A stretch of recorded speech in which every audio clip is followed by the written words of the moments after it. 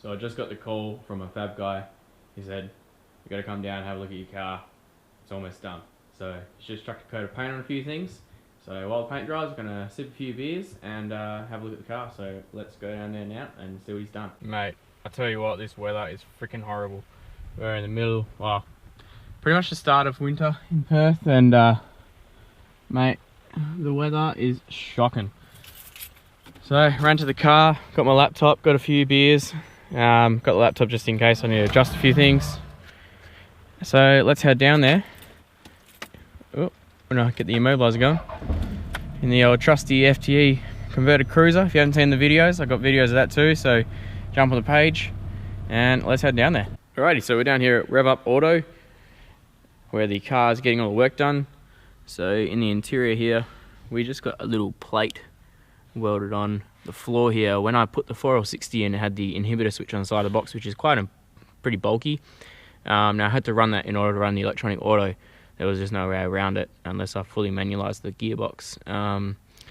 That wasn't really an option at the time, so I cut a section of the floor out. Now I originally had to plan to box that up and plate it. Unfortunately the 4L60 died before that eventuated, so yes, that was all for nothing. So I got that plated up, so you can't really see it now, so there's not a big gaping hole in the side of the trans tunnel, which is always handy.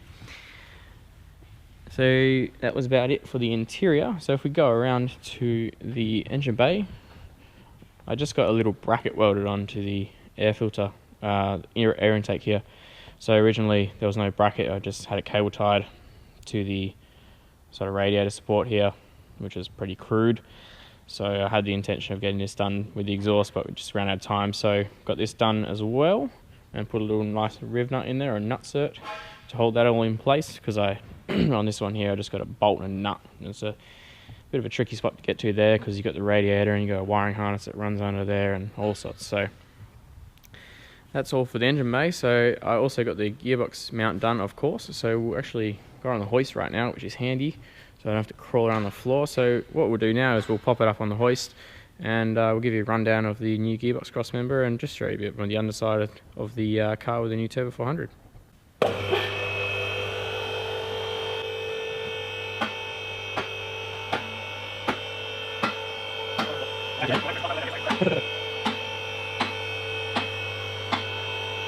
Okay, so now we're up in the air on the hoist, which is nice and handy. We can have a look at the gearbox cross member. So it's all made out of rectangular tubing, and it's all boxed in. It's all nice and strong. Done a really good job of it. And yeah, so as you can see, the original cross member sort of came in through here. There's a pretty straight line with the mounting holes, and this one is about 80mm back. So it's a bit of a funky looking cross member, but we're still retaining the rubber mount here. So we got solid engine mounts at the front. So the front engine, the engine itself is just solidly mounted here.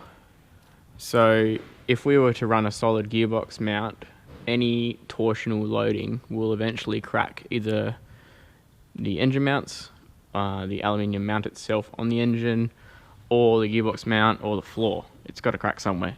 The force has to go somewhere. So what we do to alleviate that is to put a rubber mount in the gearbox. So obviously the engine's solidly mounted, so it won't move too much, but the little minimal movement it does have will be taken up by this rubber mount to avoid stuff cracking. So even with a solid mount, it probably will crack over time. It's just one of those things, but this will definitely stop it from doing that. But it's obviously not a daily driven car. It only goes down the drag strip once every so often, so I don't see that being a problem too much in the near future. So we've got nice clearance for our shifter cable here, and we've also clearanced the speedo drive, which is here. Obviously it's a bit hard to see on video, but there is about 3 or 4mm clearance. You can get your sort of half your finger underneath it, so that's not going to move enough to damage that. Also, I've tested the speedo, and it's indeed, I'm getting a pulse. It's not correct. The speedo is definitely out, but the speedo drive is working, so my handiwork definitely worked there. So we just have a bit of a walk around underneath. It's been a while since we've seen it, especially obviously with the new transmission. So this is the converter. so it's all nice and visible. I do want to get a guard for this to protect it, just more from debris and stuff from the road. I don't really like the idea of having this big rotating mass just free to air, so I would like to get a cover for that. And eventually I would like to get a trans cover to save it in case of a torque converter failure or a trans failure. At this power level, probably not necessary, but when I do turbo it eventually, I would like to get that. So you can see the transcooler lines here as well, all ran all nicely. It is pretty close to the exhaust, but where the high heat is, it's all metal. This distance should be pretty good, especially when you've got air coming under the car. It should cool it quite well. And just getting a look, I'm not sure if you guys would have seen this in previous videos, but the clearance between the sump and the actual subframe of the car is pretty damn minimal, as you can fit your hands in there. This area here is rubber mounted, where it's pretty close, but it almost touches there. And then down here, it is very, very close. But like I say, it's all solidly mounted, so it should never hit. And that's about it, guys. So that's pretty much all the work that was carried out in the car. The sump was also painted, so it's pretty handy. And no more holes to let in lots of heat.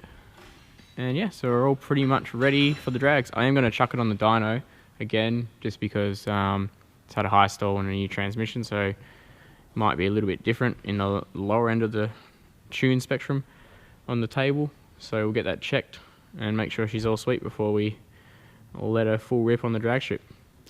That should do it for this episode, guys. So I'll catch you later.